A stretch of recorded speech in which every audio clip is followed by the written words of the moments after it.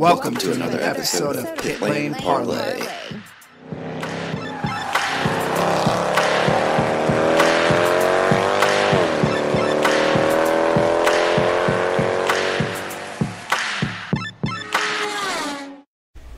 We're joined this weekend at Mid-Ohio this morning by Rasmus Lindh driving one of the Juncos cars in Indy Pro 2000. Rasmus, thanks for joining us first off.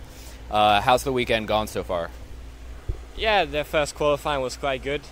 We finished P2, and now we just had qualifying 2 and we finished P6. We have a bit of work to do, but our race pace is better than anyone else, I think. So just get the race done and get good points for the championship too. You know, dating back to last year in USF 2000, so far this year in Indy Pro, you've had a damn good run. Is it what have you learned over the past 2 years that's kept you so successful, and what do you attribute your overall success to so far? Yeah, I mean, it was my first year in open wheel car last year in the USF 2000, and just experience overall gives me to be more confident in everything. So it's still a learning curve for me. I'm learning every race something new, so still a learning curve, and I will be stronger for sure all the time.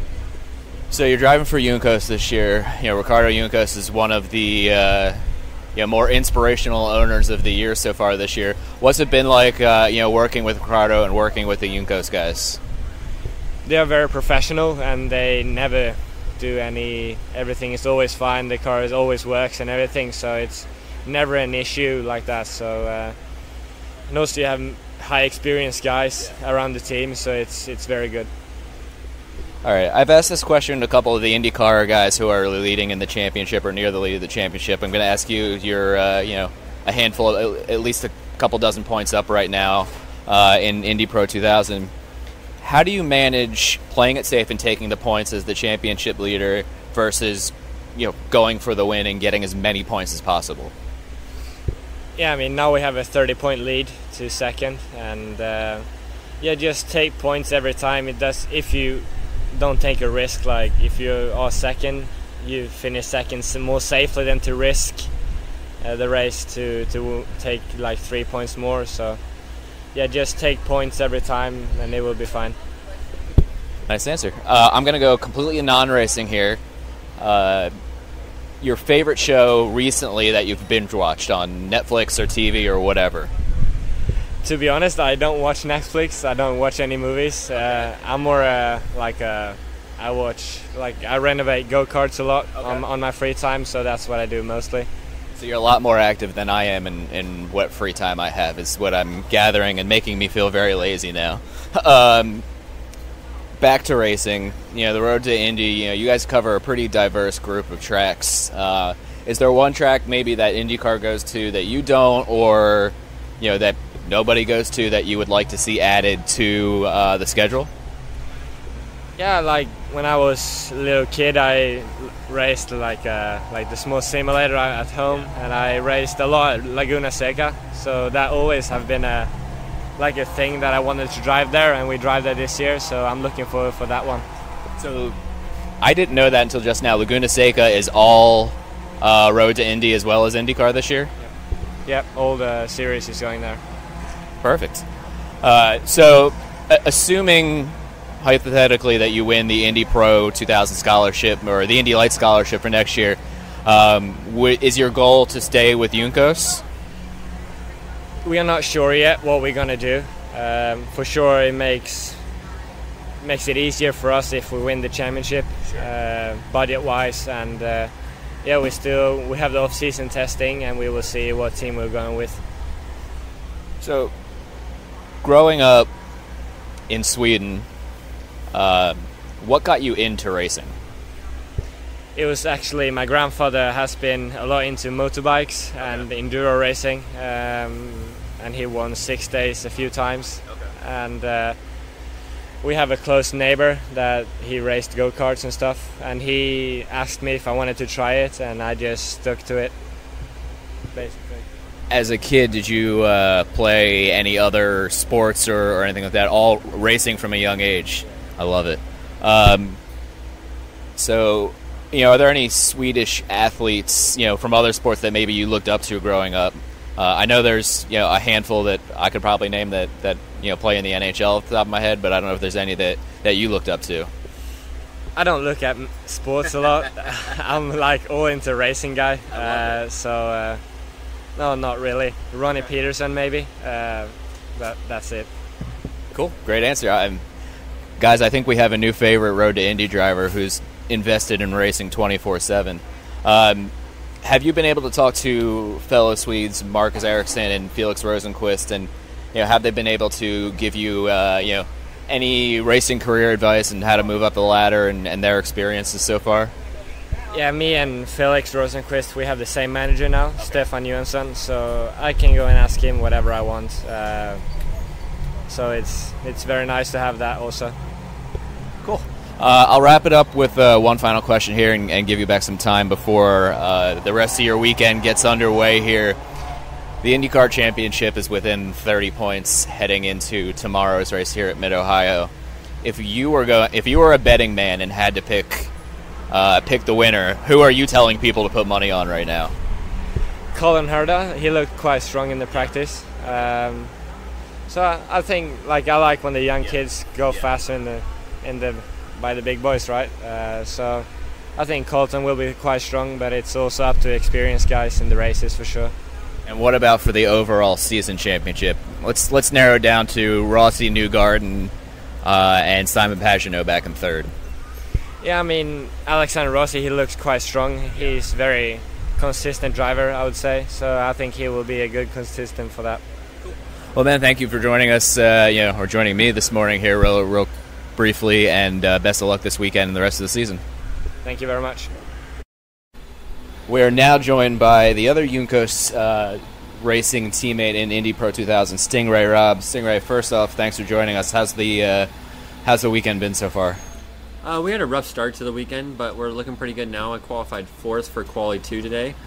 And for race 1 this afternoon, I'm going to be starting 7th, but we know we have a good used tire setup, so looking forward to a good rest of the weekend. So, qualifying was, pretty early this morning. Race 1 isn't until 5 or 6 o'clock tonight.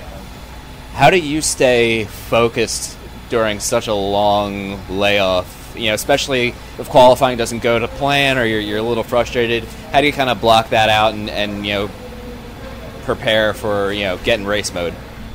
I think one of the toughest thing for a racing driver is the mental aspect. Yeah. And for sure, when you're not focused, you can't perform. This team does a really good job of getting me to that point where I can get in the car and be ready to go.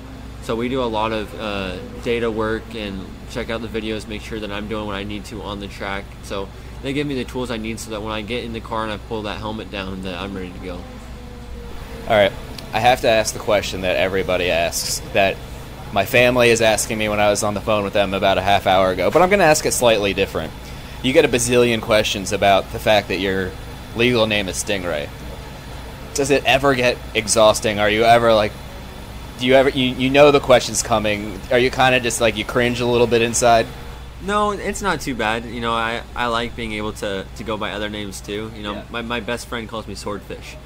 And it's the irony in the fact, because I'm not named after the fish, I'm named after the car, and he knows that, but despite everything, he still likes to call me Swordfish because it's something different, and it's our thing. So I do get a little tired of it at times, but if someone's going to ask a question, I'm totally welcome to the question. I'll answer.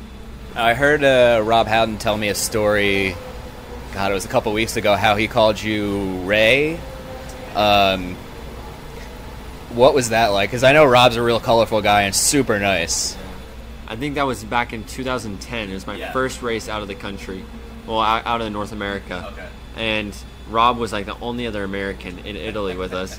And so he said my name on the mic or something and said, "Oh, Ray Rob's doing really good this weekend." And, I caught up to him later that day and I said, "Sir, my name is not Ray Robb, it is Stingray." So, little 9-year-old me thought it was pretty good that I could stand up to him and confirm that my name was Stingray. I think if there's anybody to stand up to as a 9-year-old, Rob Howden's probably one of the easier ones to talk to. Oh, yeah. For those who don't know, Rob Howden's the voice of the Road to Indy. You hear him on all the broadcasts. He's the really energetic sounding guy. who I don't think ever has coffee and is always wired. So moving on, you're with Juncos this year. Juncos is, was the Cinderella story of the month of May. What's it like driving for Ricardo Juncos and the Juncos team? Back in 2017, I did my first test with these guys before going with Pelfrey last season. We didn't get the chance to run with these guys, but we knew that this was the team to be with, and we knew that coming into 2019, we wanted the best chance possible to be successful. And we'd worked with Ricardo at that test, and we knew that he was going to treat us right. And we had experience with the engineers and mechanics, and they had a good program. So coming into the season, we made the right choice to step in with these guys and hopefully to carry that through the rest of the season. So you're in your third full season in Indy Pro 2000. I'm still getting used to that, even though we're practically at the end of July here. Each year you've steadily progressed up the grid and improved.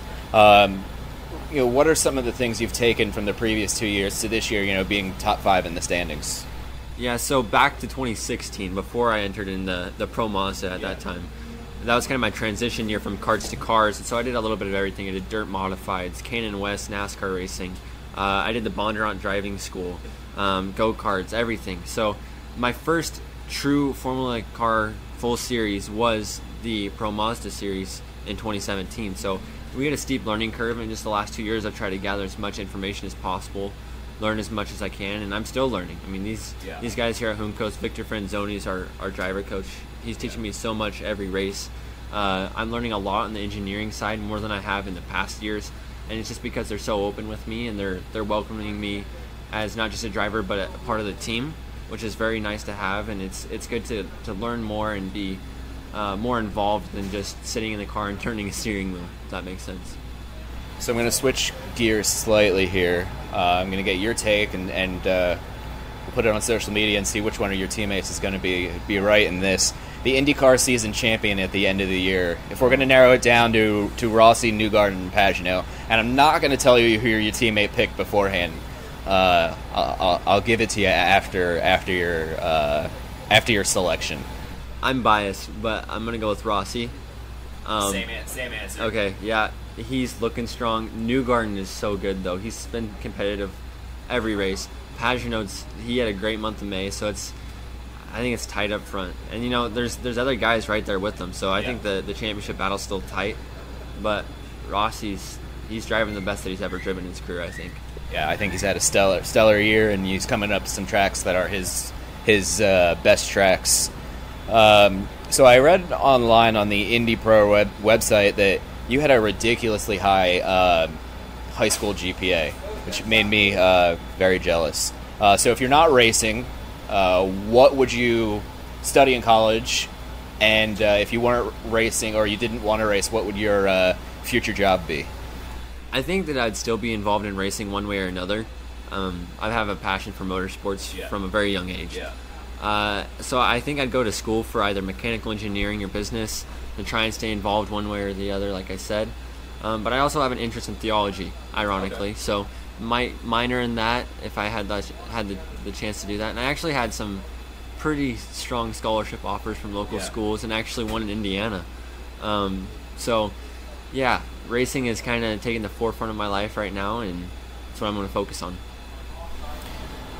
Back to IndyCar drivers. If you, I'm sure you study a lot of footage of how drivers drive and what they do. Is there one that you would compare, your style to, or one you kind of maybe look up to in a way of, hey, I want to mold myself after this guy on and off the track? Yeah, I think that Rossi's one of those guys on track that everyone wants to be like. Yeah. Kind of just cutthroat, get down to business, drive to the front kind of guy.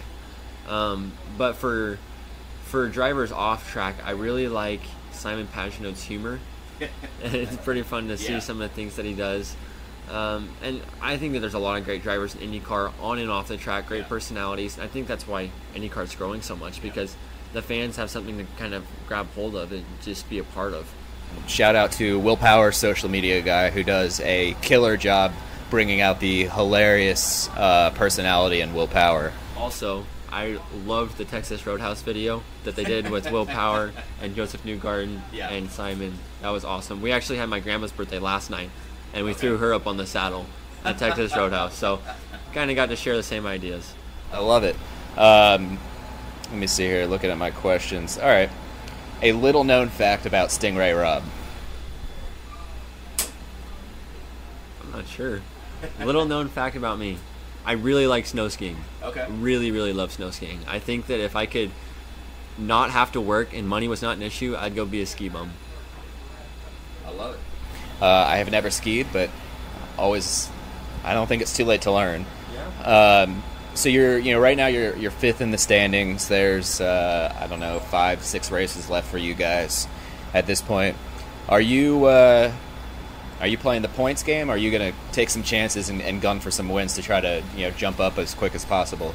I got to get my breakthrough win. Yeah. I mean, that's the goal. This weekend, I'm still searching for it. Even though we're starting 7th, there's always that chance that a couple good moves and you're at the front. So I think I'm in full send mode right now, and I'm looking for some wins. But I think I need that to be in the spot in the championship that I would like to finish at. Yeah.